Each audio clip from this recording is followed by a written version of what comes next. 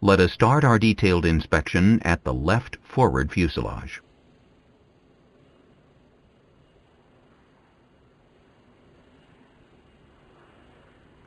Ensure that the angle of attack probes are in good condition, and verify that the first officer and captain's static ports are clear.